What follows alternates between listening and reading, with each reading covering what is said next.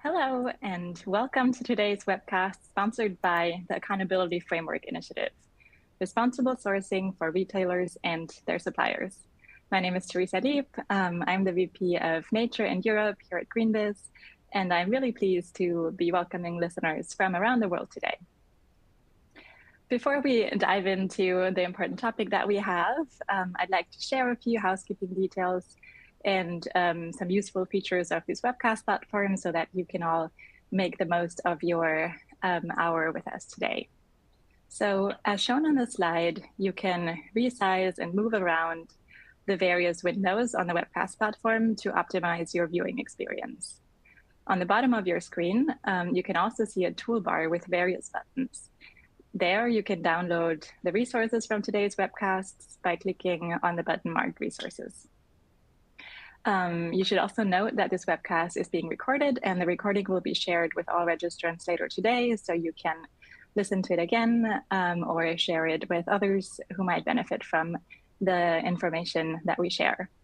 And of course, if you have questions for today's speakers, please click the Q&A button and type your questions into the Q&A window that appears once you click on it. We'll be fielding the questions later on in the conversation, but don't hesitate to ask them as questions come up for you along the way, and we'll take a look and organize them as we go along. The other thing you can do is chatting with other attendees at any time throughout the webcast by clicking the group chat button. And finally, feel free to share what you're learning with your social networks by tagging us on LinkedIn or X, which used to be Twitter, or any other social media platform that you use. We'd love to hear what was valuable for you following what our great speakers today are sharing. And with that, it's time to move on to today's discussion. So responsible sourcing is becoming a central focus for retailers as a way to strengthen both their appeal to consumers and also to address expectations from investors and regulators.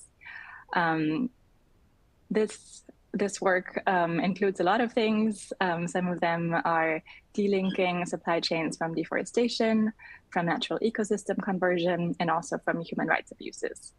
But what's really tricky about that work is that most retailers and commodity buyers sit pretty far away from where food and forest products are produced. And that makes it really hard to gain visibility into supply chains and take steps to make them more responsible. So today, in the time that we have, we'll really dig into how retailers and their suppliers can work together to overcome the challenges posed by these really long and complex global supply chains. And to make that easy for you to follow, we've divided the conversation into 3 components. First, we'll look into the accountability framework, which is a really helpful roadmap for designing and implementing responsible sourcing strategies. And then we will look at a practical case study from Leal. We'll look into detail into Leal's deforestation and human rights strategies and how they've approached the topic. And then we'll have a discussion and answer audience questions towards the end. So with that, we hope that it will be a really helpful hands-on hour with us and that you'll walk away from this conversation with a better understanding of how to determine which product categories and supply chains to prioritize, how to embed responsible supply chain policies in your purchasing decisions, and also how to design effective implementation systems within your company and also for engaging your suppliers. All right, and with that, I'm very excited to introduce 2 excellent speakers who are joining me today. I'm here with Jeff Mulder, who's the director of the Accountability Framework Initiative, and Hannah Mitta, who's the Sustainability Purchasing Manager at Leal International. Welcome, Jeff and Hannah. Thanks so much for being here today. All right, and with that, I'll pass it on to Jeff to start the first presentation. Great. Thank you very much, Teresa, and thank you all for joining us today. It's wonderful to have you here. First, a bit about us. The Accountability Framework Initiative, abbreviated AFI, is a collaborative initiative to eliminate deforestation, ecosystem conversion, and human rights abuses from agricultural and forestry supply chains. We're led by a coalition of 24 environmental and human rights organizations from around the world. And collectively, we work with companies, civil society, industry associations, and other key stakeholders to support the transition to responsible supply chains worldwide. Our primary product, our core product, which is free to all, is called the Accountability Framework. And you can think of this as a practical roadmap for responsible supply chains. The framework reflects the consensus of our entire coalition, and it's also now baked into numerous different industry guidelines, market and finance requirements, and accountability mechanisms pertaining to commodity supply chains, among others. So we consider it a useful one-stop shop for companies that want to understand requirements and good practices for implementing responsible supply chains. I should say that the framework applies globally for all agricultural and forestry commodities. It addresses all stages of the supply chain as well, with differentiated guidance depending on where a company sits in the supply chain. So I'm going to share sort of a very brief primer on some aspects of the framework that relate especially to retailers and responsible sourcing. And then we'll hear from Hannah how her company has put some of these elements into practice. The accountability framework is organized into 12 core principles that cover 7 action areas that companies typically need to take in order to achieve and demonstrate responsible supply chains. These actions begin by setting goals and policy commitments, and then establishing internal systems within a company to embed these goals and policies company-wide. Moving on to implementation, the framework addresses both responsible production on the ground as well as responsible sourcing, which will be more of our focus today. And then it's followed by action areas around collaboration at a broader landscape and sectoral level, as well as monitoring, verification, and reporting. I'm going to go a bit deeper into 2 of these action areas that are almost always important for retailers and other commodity buyers, and those are goal setting and managing supply chains. So in terms of goal setting, we strongly encourage companies to address environmental and human rights risks in an integrated manner. And this means having commitments that address both. Public commitments, of course, are very important for communicating the company's sustainability goals to its stakeholders, as well as clarifying expectations for suppliers. So regarding land use, we recommend that companies have commitments to eliminate both deforestation and conversion of other natural ecosystems, such as savannas and wetlands. To clarify what this means, the commitment should also include standard definitions of terms such as deforestation and conversion. We provide such definitions in the accountability framework. And the commitment should also specify appropriate cutoff dates. So that's the latest date that a farm or other production unit can have had deforestation and conversion in order still to be considered compliant. Regarding human rights, there's a very strong framework in international law through instruments such as the ILO Fundamental Conventions, UN Declaration on the Rights of Indigenous Peoples, and also the UN Guiding Principles on Business and Human Rights. So commitments should mirror these requirements and also include commitments to protect environmental and human rights defenders. Additionally, there's some key processes and procedures around human rights that should be covered in commitments, including securing free, prior, informed consent of any indigenous peoples and local communities that might be impacted by commodity production, providing or supporting remedy when there's been human rights violations, and also providing effective grievance mechanisms as part of a broader process of human rights due diligence. And then finally, still in the realm of goal setting, cross-cutting these 2 topics is core principle 3 of the accountability framework that speaks to how commitments are scoped and specified. Specifically, commitments should apply broadly across all segments of a company's business and apply to all of its suppliers, both direct and indirect. So in the case of retailers, there may be different product lines, house brand products over which retailers typically have more control, as well as others such as fresh foods, meat and dairy, and national brand products. Retailers may need to take different strategies for these different product lines, and we'll hear more about that, I think, from Hannah. Now, in terms of responsible sourcing, commodity buyers work typically by working back up the supply chain, all the way back to the farms, ranches, and forest management units of origin. The accountability framework identifies 3 different ways to do this. The first is taking action to make sure that product volume, so the actual materials on a supermarket shelf, at any given time comply with the retailer's environmental and social policies. This is one of the most tangible ways of demonstrating responsible sourcing, and it's also the focus of the EU deforestation regulation, so it's getting a lot of attention right now. But focusing only on product volumes is rarely a recipe for long-term success, and that's because supply origins can shift over time, and also on the ground, new risks and non-compliances can emerge. For instance, new forest encroachment within sourcing areas. Additionally, there's some impacts such as child labor that might be more effectively addressed at the community or area or landscape level. So for these reasons, the accountability framework also recommends that companies take action at 2 additional levels: the level of supplier performance and also at the sourcing area, looking at impact and risk at that level.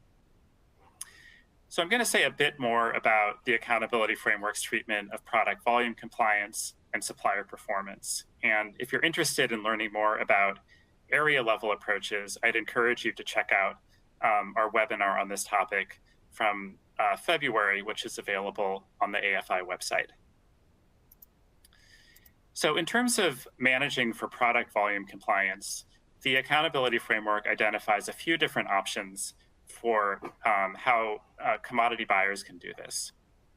The first option is to trace materials back to the production units of origin and assess compliance at this level. For instance, using satellite imagery to determine if there has been deforestation after the cutoff date on a given farm.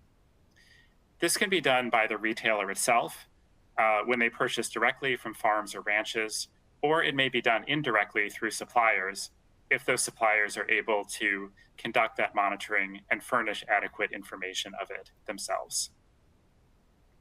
The second option is to use certification systems that have standards and criteria around deforestation, conversion, and human rights that mirror those of the product buyer. And also certified materials must be controlled using physical certifications such as segregated or identity preserved. And the third is by monitoring sourcing areas. So if the retailer is able to trace products back to an area that has no or negligible risk or incidence of deforestation, conversion, or specific human rights harms, then those areas can also be considered compliant.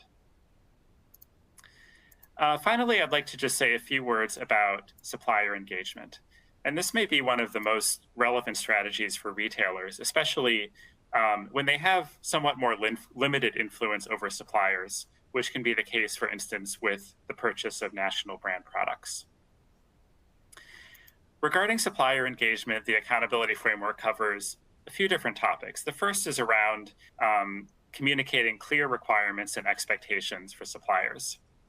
This includes that suppliers have policies, systems, and processes around responsible production and sourcing that mirror those of the buyer. And that's the way to make sure that those commitments are cascaded upstream in the supply chain. Suppliers must also have adequate monitoring and control systems and be able to furnish information on compliance and performance to the buyer.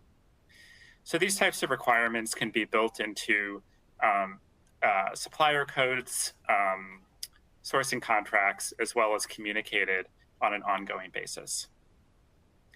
Complementing this focus on requirements is the expectation for buyers also to be a partner in supporting improvement. And this can be done in different ways, including actually providing support to producers on the ground where necessary, where the buyer has a concentrated footprint in particular landscapes or communities. And then the third and final is to have systems in place for managing noncompliance when there is incidence of human rights harms or post-cutoff date deforestation. The buyer should have systematized ways to respond to these, including time-bound implementation and response plans. Speaking of supplier codes, I want to just briefly mention a couple resources we have. So on the AFI website, we have a library of tools and resources to help companies put the accountability framework into practice within their own organization. And an example of this is the guide we have on how to write a supplier code aligned with the accountability framework. Also want to let you know about a resource we just launched called our e-learning platform. This is a great way to train yourself or your staff on the different elements of the accountability framework in an interactive learning environment. And that also may be accessed from the AFI website. Back to you, Teresa.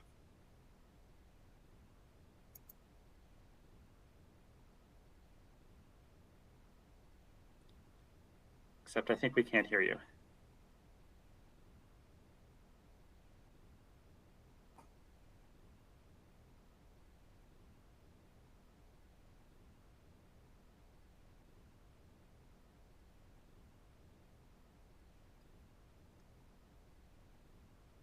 Maybe while Teresa is refreshing her audio, since I think the plan was to move on next to Hannah, we can go ahead and do that. So I'll pass the word to her.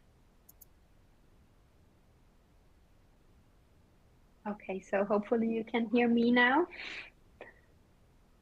Okay, great. So hello, everybody. Thanks for having me today to talk about our strategies, our sustainability strategies at Leal International. My focus today is our strategy for deforestation and conversion-free supply chains, and how we have used, at one hand, the AFI principles to come to a good strategy, we hope, and which challenges we are facing when implementing this strategy. First of all, we have started having a deforestation and conversion-free supply chains policy in 2020. And even back then, the AFI principles have been our guidance for setting them up and for having a structured approach, implementing and rolling out our strategy. It is very important for Leal to have such a strategy in place, since more or less 90% of deforestation is linked to agricultural production. And this is why we, as a retailer who is selling the agricultural products finally to the consumer, is really responsible for driving the change. And the AFI principles help us developing our strategies. They were important guidance, and they help to set us goals in a structured manner and to track the implementation of the goals, which is more or less has the same importance than setting up the goals. I would particularly like to address some of the goals. For example, the areas of transparency, the mapping of supply chains, and cooperation with stakeholders, internal and external stakeholders, especially in the following slides. If Leal is setting up a strategy, we're always using those houses. So you will see some houses today in my presentation. I think a house is a very good structure to set up the principles that we use for setting up strategies, because our CSR strategies are based on 3 and sometimes even 4 pillars. We're focusing here in the deforestation and conversion-free supply chain on 3 pillars, which I'd like to give some information to. The 3 pillars are based on legislation, as you can see here. Most of our strategy approach have a legislational aspect in it, which is the baseline for us, and we want to set up our strategies on top, because being compliant is one issue, but we want to go further and want to drive change into our supply chains. This is why we set up on legislation. The first pillar is creating transparency, which is also linked to the AFI principles. We are doing that in the raw material context that I'm talking about and the deforestation and conversion context, with so-called supplier mappings, which is basically surveys in our supply chains, to get a better understanding of what is in our products, which raw materials are contained, to which degree, which volumes, where do they come from, to get more insights into our supply chain. This is what the mappings are doing for us. We're doing these mappings with service providers as well as internally. It always depends a little on the case and on the capacities.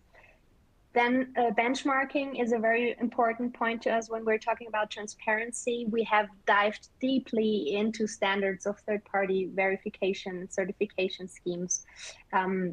We have tried to figure out which third-party solutions can really help us in addressing deforestation and conversion in the manner we'd like to have, and which ones maybe shouldn't be considered by us. So this is why benchmarking is more or less a daily, let's call it annual procedure for us to have an overview on the market and on systems that might be used. Data management is essential in terms of CSR, meanwhile, to us, since without a good data management, there is no good monitoring, there is no transparency possible. So we really are developing good data systems, good data managements. We have already made some steps, but we're not where we'd like to be there. So there is a lot of progress to do. Another point in creating transparency is the reporting, of course. Creating transparency towards public, it is very important to report about progresses and about also honest reporting. Maybe where we haven't reached our goals and what our next steps will be to close a mismatch or to close a non-compliance if it is the case. The middle pillar is the strategy to finally reach DC-free supply chains. It includes especially certification requirements, certification targets. I mentioned the benchmarking. This leads us to a certification strategy. So we are using third-party certification in some cases, and trading models, of course. We're trying to move towards segregation, identity preserve, and to skip the non-physical certification trading models.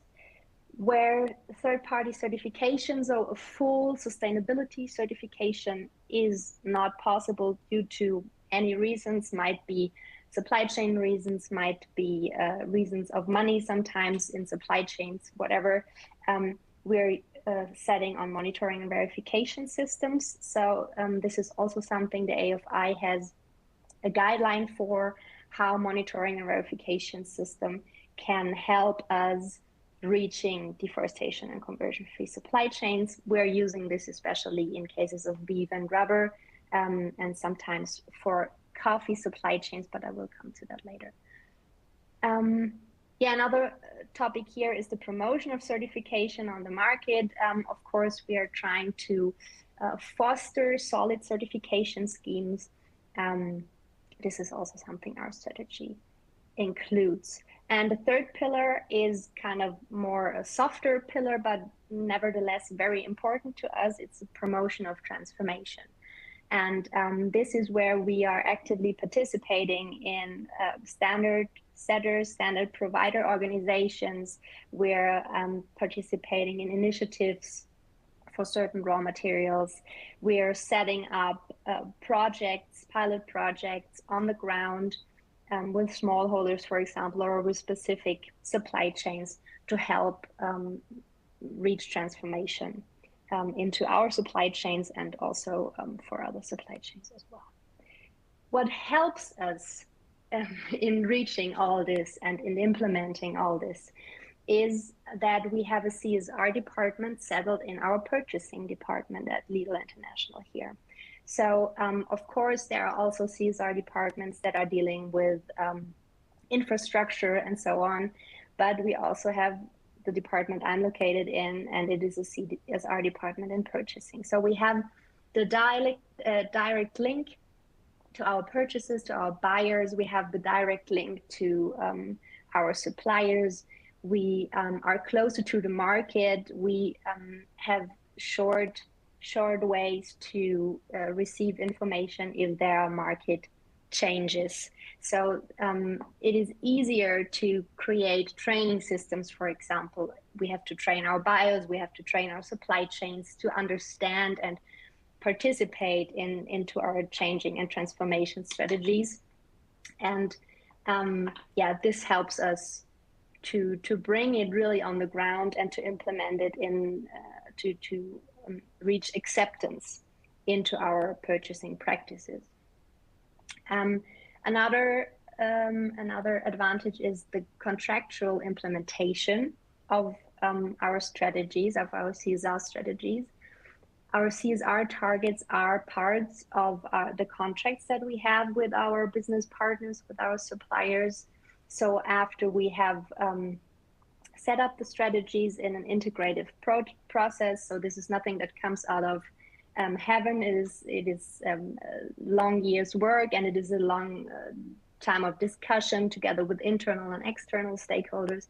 But finally, if we have set up the targets, they are fixed into contracts, and this has also positive effects on implementation and scalability. So it helps us monitoring, it helps us in terms of data security. So yeah, to put it in a good way into contracts is really helpful for all the parties, for our suppliers and for Leal as well.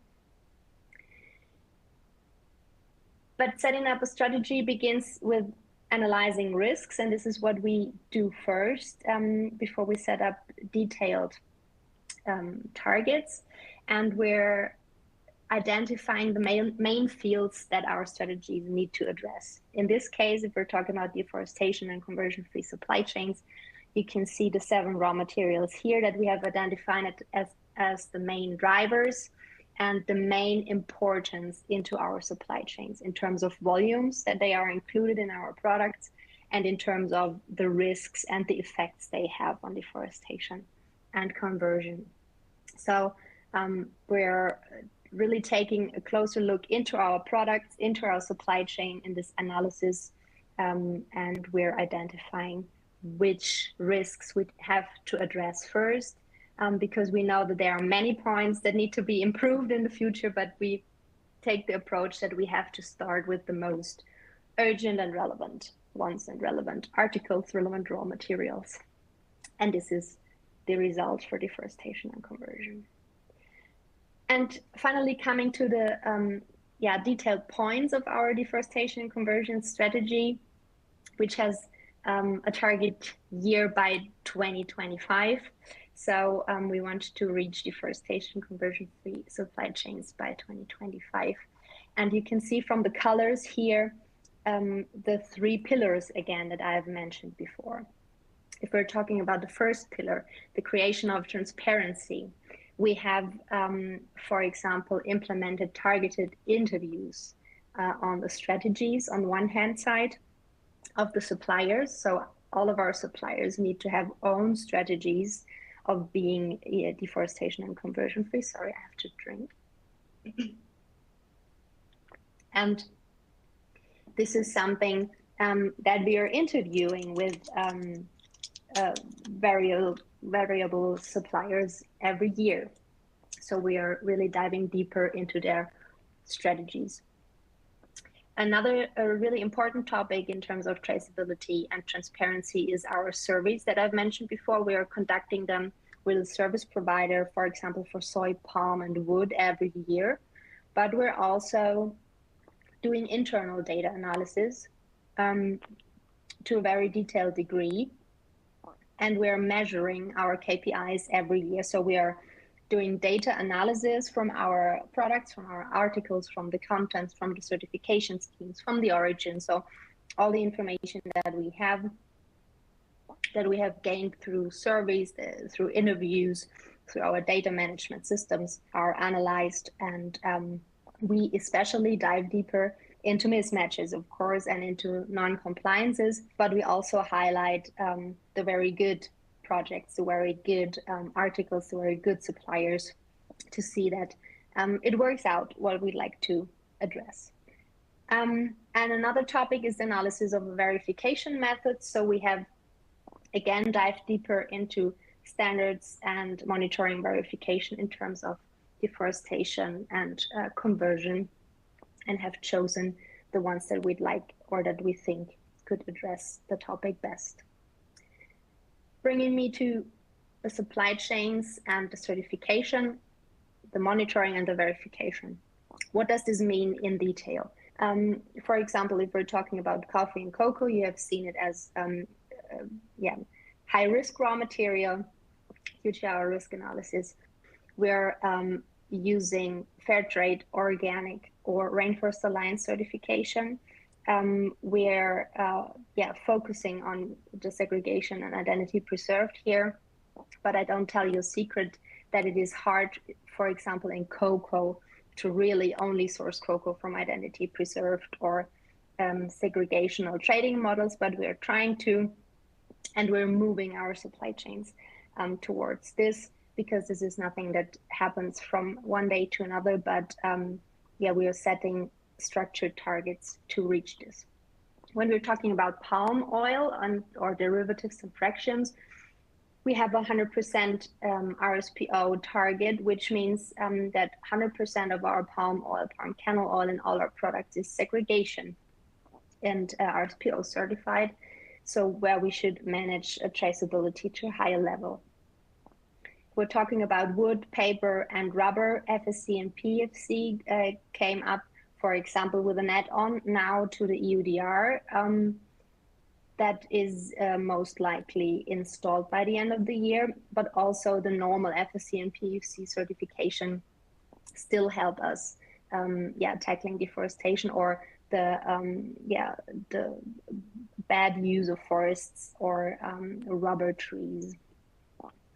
Monitoring verification is a not that common tool into our supply chain, but it gets more and more important, since we cannot manage to every time in every supply chain having a full sustainability certification, even if we'd like to, but this is also a process that we need to follow up in the future.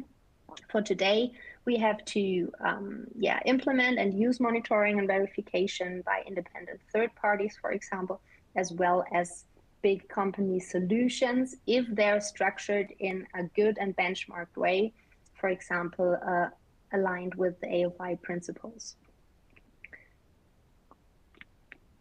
Taking a look at the time, sorry. The third pillar I've mentioned before, so the promotion of transformation, is based on our initiative in certification organizations, in third-party organizations, for example, like Rainforest Alliance or FSC. We are a member there, and we're driving standard revisions, for example. We're participating in discussions to drive or to improve the standards for certification in the future. Nevertheless, I'd like to mention the pilot projects on the ground.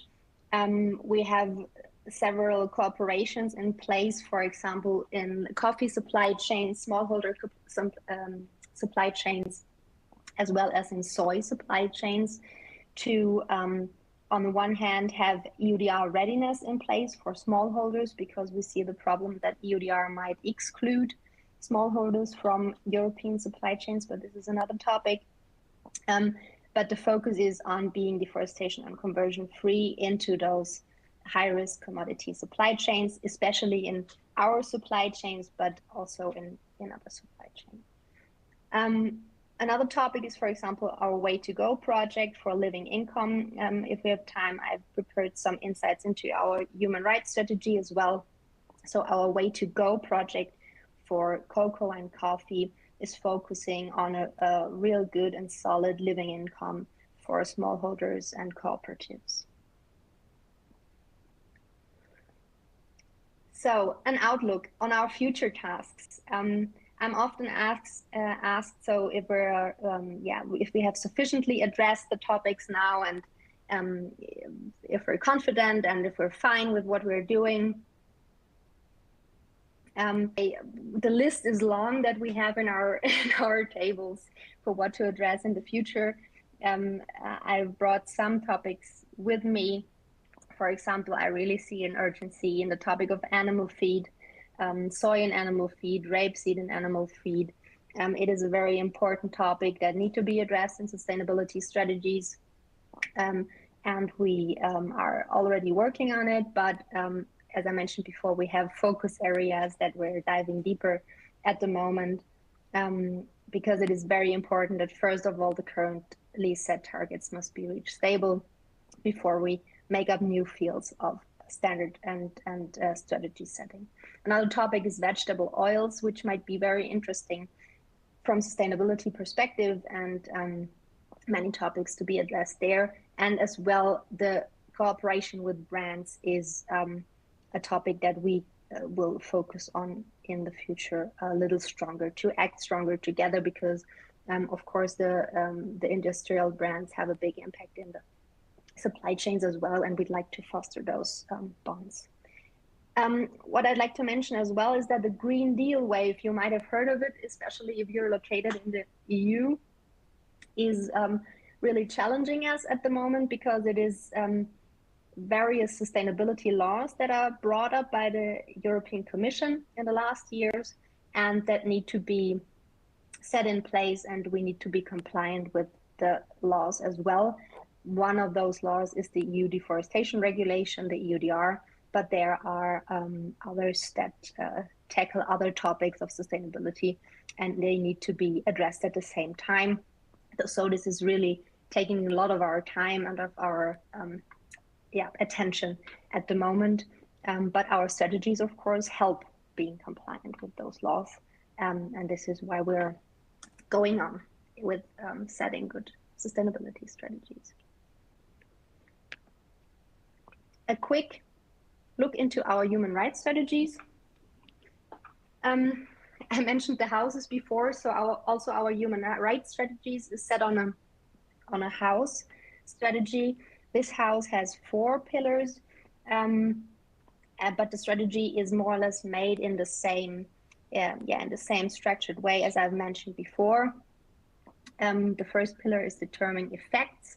The second pillar is ensuring standards as well as for deforestation and conversion. The third pillar is expand fair trade, which is a very important topic for us in human rights. You might have heard of our living wage banana, but also the Way to Go program I've mentioned before in terms of deforestation is also relevant here. And driving change, the fourth pillar, is the same as I've mentioned before. We are also engaged in multi-stakeholder initiatives with human rights focus to drive standards forward and to work together with NGOs and IGOs. One topic I'd like to highlight is our human rights impact assessment, which focuses on the pillar number 1, determine effects continuously. The human right impact assessment is taking place every year with another focus, raw material focus, supply chain. And for example, we are also focusing on our high risk raw material supply chains for deforestation and conversion. There, for example, this year we have a human right impact assessment in palm. So this helps us better understanding supply chains. And of course, it has a focus on addressing human rights topics in those supply chains, but we also take care of other sustainability topics like deforestation and conversion there. So we are really specifically searching for 1 or 2 supply chains into one raw material category and analyzing the impact assessment there. Our management approach in human rights is also very remarkable. You might find it as well on our website, but what I wanted to highlight here is that we have a circular approach, which is topics and steps moving into another and never ending. So it is continuously improving our human rights strategies. It's continually analyzing the strategies and the effects that our strategy has. And it is continuously reworking, adapting if some non-conformities or some problems are occurring. So this is how we assume that we get better every year, every day, with focusing on the topics that you can see here. But I just wanted to bring it up quickly, but it is public as well on our website for human rights. So this is basically what I've brought with me in terms of slides. And now over to you, Teresa. Yeah, thank you so much, Hannah. And can you hear me now again?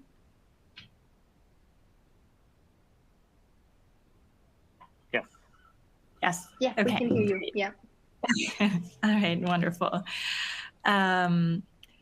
Okay, well, very helpful information from both of you, Jeff and Hannah. Really appreciated both laying out what systems and processes are in place, and also looking ahead at what's coming, what focus areas you're going to dive into next. And we already received quite a lot of questions from the audience, so I'll start going through those. But also please continue submitting your questions. We have quite some time left to address those. So yeah, as I've mentioned before, just pop them into the Q&A box, and then we'll get to them, and perhaps we can also answer some questions after the webinar still. All right, so one kind of thread that crosses a lot of questions that have come in is EUDR, and that's not surprising because it is a topic that is very much top of mind for a lot of professionals in this space right now, especially those based in Europe. And so, Jeff, I'll start with you.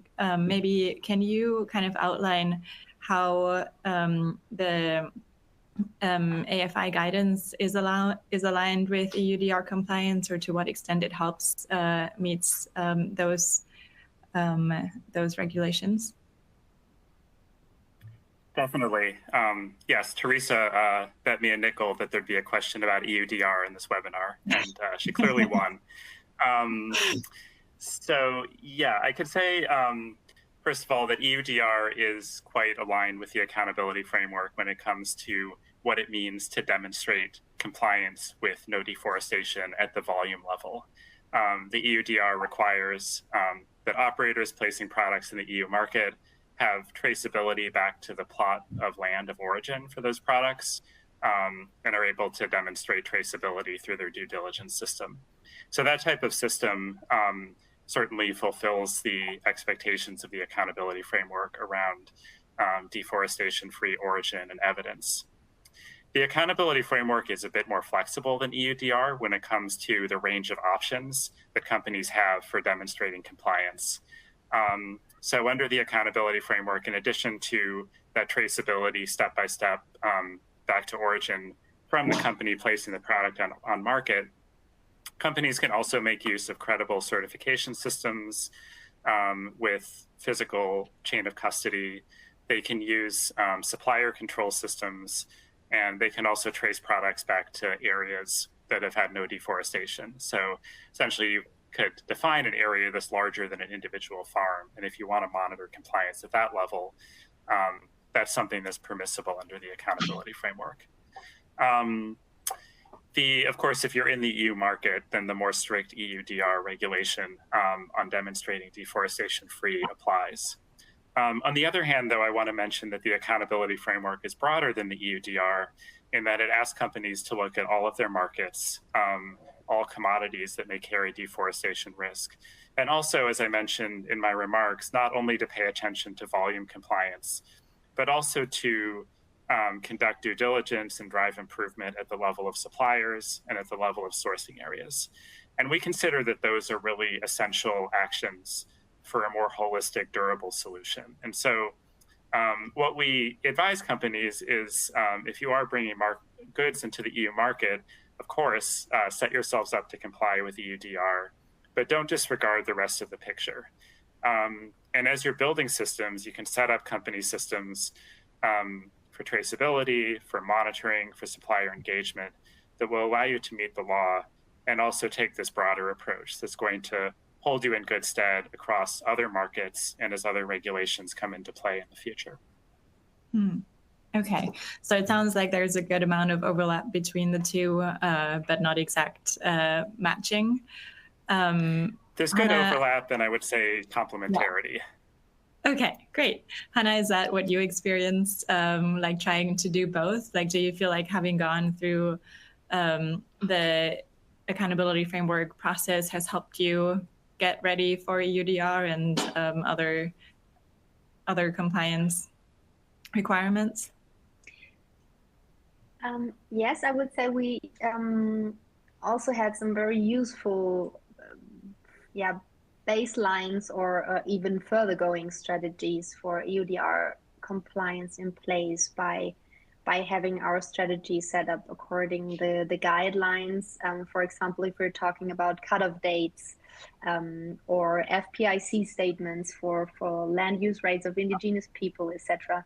This is what we have already had installed in our high-risk commodities in the past. But nevertheless, the EUDR goes, as Jeff mentioned, very into detail and into depth of detail in which very few supply chains have previously been active.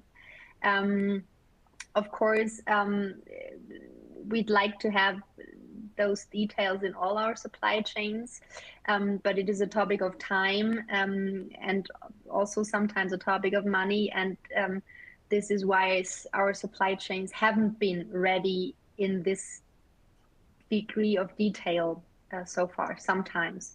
But now the EUDR is coming up, and I have to say that we're really welcoming this approach of EUDR because it puts kind of a little pressure on the traceability side and on the sharing of information and documents side, which is good and which is maybe needed.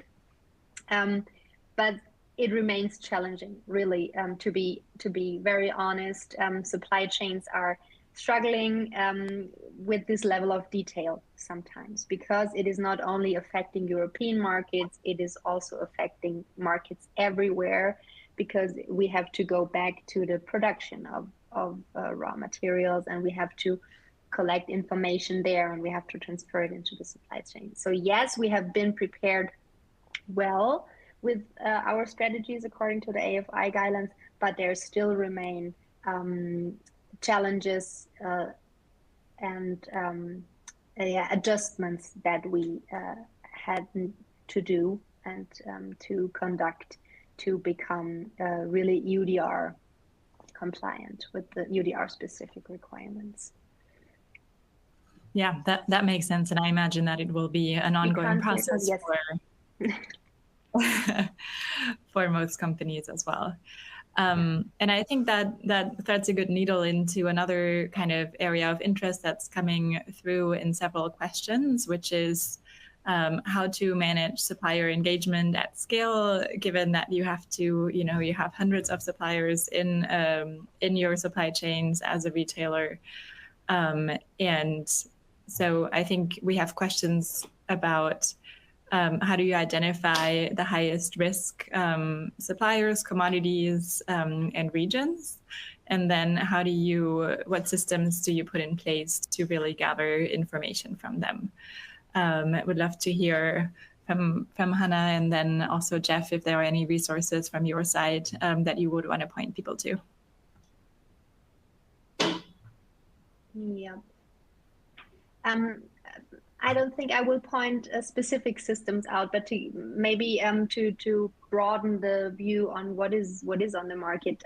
If we're talking about identification of high-risk origins or high-risk products, I think there are several risk filters, for example, or risk maps that are open source. For example, I know that there is something the WWF is launching, and they're something like Global Forest Watch, etc., which is good satellite data material paired with analysis and with scientific approaches behind it to use to identify how risky sourcing areas or supply chains may be.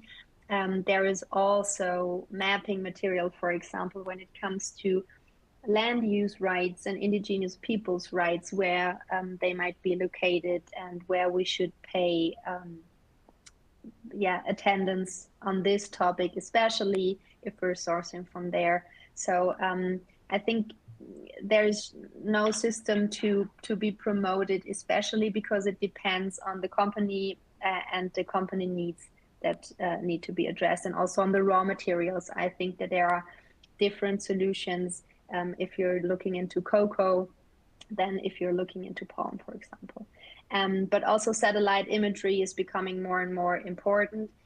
There are very good companies and systems on the market that not only using those imageries, they're also analyzing it, they're also setting it into the context the company is using it, and giving you advices how the results out of those imageries can affect your sustainability procedures. Like, for example, Satelligence is doing, due to my knowledge, a really good job in those analyzing and using of satellite imageries. So this is what, for example, helps also us to identify where high-risk origins may occur and where a specific need to tackling aspects like human rights or like indigenous people might occur in the future. Jeff, you'd like to add something? I was just going to speak briefly on the question of engaging a large supply base. And I think you're more the expert on that, but I can offer that from the side of AFI, we do have a number of resources in terms of sort of templates for writing supplier policies that could be used as part of the training process. And then, of course, the e-learning platform that I just mentioned. So I think as laws like EUDR come into effect and expectations around no deforestation become more widely shared, there will need to be a lot more people brought into this fold. So definitely those types of resources, I think, could be useful. Maybe great. As an addition to that, we have also, sorry, Teresa, is it possible to add something to that? Yeah. Okay, and we have come to the conclusion that the EUDR specific information and the workflows that we need to conduct for our EUDR compliance processes in the future aren't able to be managed by our existing systems. And this is why, due to my opinion, software is key in the future discussions of sustainability, such as EUDR, for example, because we need a higher degree of automized workflows when it comes to standard procedures, to really have our manual approaches and our brains of sustainability people standing behind it focus on the real problems in the sustainability supply chain. So this is why we're really trying to find good solutions in terms of software, in terms of optimized workflows, in terms of satellite imagery that can be combined and then can come to a higher level of